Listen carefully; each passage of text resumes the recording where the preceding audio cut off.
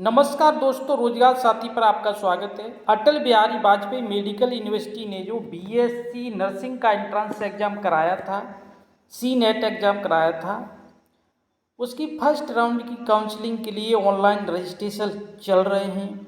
तो उसका जो आपकी सीट कब अलॉटेड होगी और आपको क्या क्या डॉक्यूमेंट्स चाहिए फर्स्ट राउंड वालों के लिए, यानी जो डॉक्यूमेंट्स चाहिए वो सभी राउंड वालों के लिए चाहिए। जो भी एडमिशन लेंगे उनके लिए, सभी के लिए जो भी डॉक्यूमेंट्स लगेंगे उन डॉक्यूमेंट्स को वन बाई वन डिटेल से समझेंगे। कौन सा डॉक्यूमेंट्स क्या है और कैसे और कहाँ मिलेगा, कहाँ बनेगा, या कौन कौन सा डॉक्यूमेंट्स है, उन सभी डॉक्यूमेंट्स की लिस्ट आप जानेंगे। सबसे पहले आप जानते हैं क्या जो राउंड है वो कब से स्टार्ट हुआ था, उसका रजिस्ट्रेशन कब से स्टार्ट हुआ था और उसकी लास्ट डेट क्या है। तो आप देख पाएंगे दोस्तों, यहाँ से क्लियर दिखाई दे रहा है, starting of registration for online counselling and choice filling 16 June 2023 Friday से स्टार्ट हो चुका है।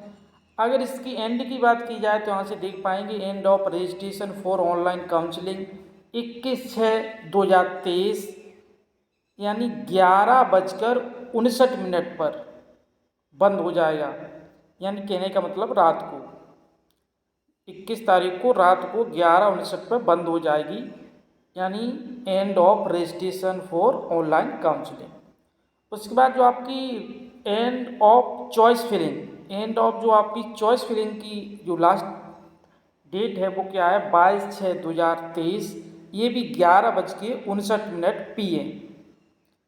उसके बाद आप बात की जाए आपकी अनाउंसमेंट ऑफ सीट एलोकेशन, अगर बात की जाए तो आपके यहाँ से 25/6/2023 को आपको सीट अलॉटेड कर दी जाएगी। उसके बाद आपको एडमिशन का जो प्रोसीजर है, एडमिशन को आप कब जाना है, तो 25 को आपको पता चल जाएगा कौन सा कॉलेज मिला है।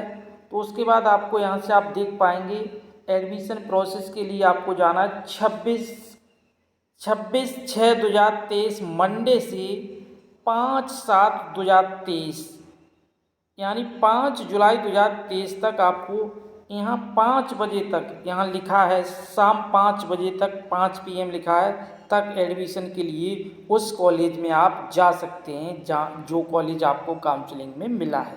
यानी फर्स्ट राउंड काउंसलिंग की बात कर रहे हैं, फर्स्ट राउंड काउंसलिंग में मिला है आपको जो भी कॉलेज, उस कॉलेज में इस तारीख के बीच, इस स्टार्टिंग से और लास्ट तक मैंने आपको डेट बता दी है, उस डेट तक आप जा सकते हैं।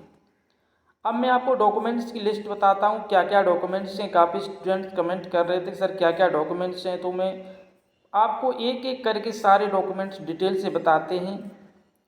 तो आप यहाँ से देख पाएंगे कौन कौन सी डॉक्यूमेंट्स आपको चाहिए, बिल्कुल आपको क्लियर कर देंगे सारे डॉक्यूमेंट्स।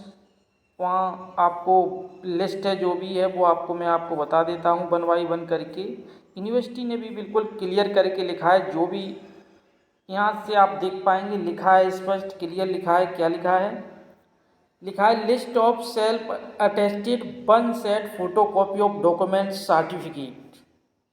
यानी इन्होंने स्पष्ट लिख दिया है कि एक सेट चाहिए सेल्फ अटेस्टेड। यहाँ से आप देख पाएंगे लिखा है self attested 1 set photocopy of documents and certificates. क्या क्या सर्टिफिकेट्स होने वाले हैं, क्या क्या डॉक्यूमेंट्स होने वाले हैं, वन बाई वन जानते हैं। सबसे पहले आपको चाहिए प्रोविजनल सीट अलॉटमेंट लेटर। उसके बाद आपको 5 passport size colour photograph with white background की, और जो आपने एप्लीकेशन फॉर्म में लगाई थी।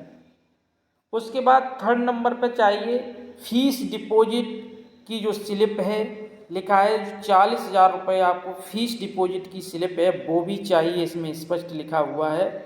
उसके बाद 4th नंबर पे क्या है, photo ID proof. Photo ID proof में क्या क्या चलेगा, Aadhaar card, voter card, driving licence, ये इन्होंने स्पष्ट क्लियर लिखा है। आपके पास कोई न कोई एक तो अवश्य होगा। 5th पे बात करते हैं तो verification sheet upload at the time of filling the application. उसके बाद आपको 6 नंबर पर क्या चाहिए, passing certificate, marksheet, statement of marks 12th equivalent examination, कहने का मतलब ये है 10th की मार्कशीट और उसकी सनद, 12th की मार्कशीट और उसकी सनद। उसके बाद आपको क्या चाहिए, 7वें नंबर पर बात की जाए तो आपको डेट ऑफ बर्थ के लिए चाहिए क्लास 10th की पासिंग सर्टिफिकेट। वो सर्टिफिकेट सनद होता है, तो 10th का सर्टिफिकेट लगा देंगे तो ये डेट ऑफ बर्थ के प्रूफ के लिए हो जाएगा। उसके बाद 12th की मार्कशीट की बात कर चुके हैं, मार्कशीट, सनद, और आपको टीसी भी चाहिए। टीसी होती है ट्रांसफ़र सर्टिफिकेट होता है, जो आपके जहाँ से आपने 10+2 किया है वहाँ से ये टीसी आपको लेनी है, एक ट्रांसफ़र सर्टिफिकेट लेना पड़ता है। उसके बाद मेडिकल फिटनेस सर्टिफिकेट ये भी आपको बनवाना है, और ये आपको अपने डिस्ट्रिक्ट में जो हॉस्पिटल होता है वहाँ से आपको ये मेडिकल फिटनेस सर्टिफिकेट बनवाना है।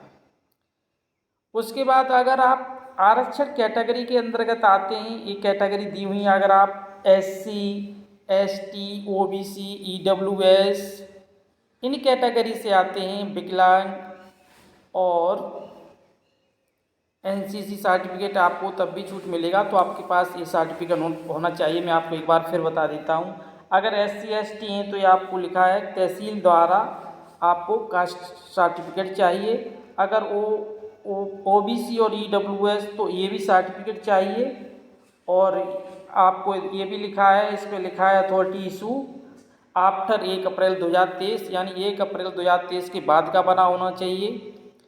और उसके बाद या OBC हो या EWS, यानी OBC तो OBC कास्ट सर्टिफिकेट चाहिए, EWS वाले को EWS सर्टिफिकेट चाहिए। उसके बाद यहाँ लिखा है, अगर आप